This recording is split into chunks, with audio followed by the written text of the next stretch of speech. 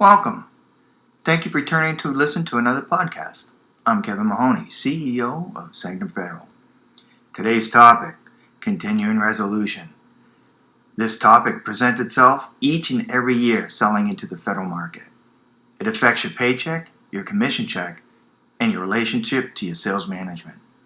Knowledge is power. We're here to empower federal salespeople. So, what is a continuing resolution? Well, before we get to what a continuing resolution is, let's talk about the federal budget process. Every year since the passage of the Congressional Budget and Empowerment Control Act in 1974, the executive branch submits their next year's budget in February of the current fiscal year. The federal government's fiscal years begin October 1 and end September 30th the following calendar year. That being said, when the House and Senate cannot or does not present the President of the United States with the appropriations bills or the new budget for the next fiscal year in October 1, a few things can occur. 1. Congress only sends a couple of appropriations bills to sign. 2. A government shutdown is bad. Or 3. A continuing resolution. Simply put, a continuing resolution, or a CR as it's known, is a temporary measure to fund the government activities for a limited amount of time. Or another way to put it, a CR is a stopgap used to avoid a full government shutdown and provides Congress more time to send the appropriations bills or budget over to the President for signature. For our concerns as a federal salesperson, a CR has four main parts. Let's talk at a high level. 1. Coverage, simply put, is funding for certain activities. Duration, how long the CR will be. Funding rate, how the funds will be used. Or 4.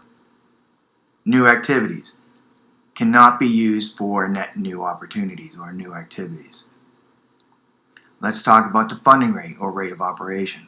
This authorizes the Office of Management Budget to appropriate funds for an agency or program based on rate of operations.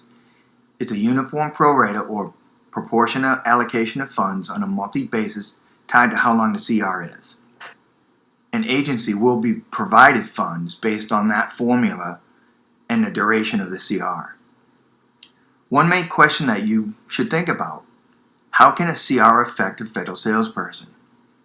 The big thing is there's no new starts. This includes them hiring people for their own agency, buying new equipment or your products, and installs all new contracts. It's the bane of our federal sales existence. Commercial enterprise companies don't normally understand how this process affects your pipeline and you closing your opportunities. You should prepare your sales management team about how the budget process of the federal government has a direct impact on your pipeline and the process and the progress of you closing deals. These discussions should happen every year and get everybody involved to understand your revenue in the federal market. So, I hope this really helps you understand what a CR is and how a CR may affect you every year in closing product revenue in the federal government. Good luck selling.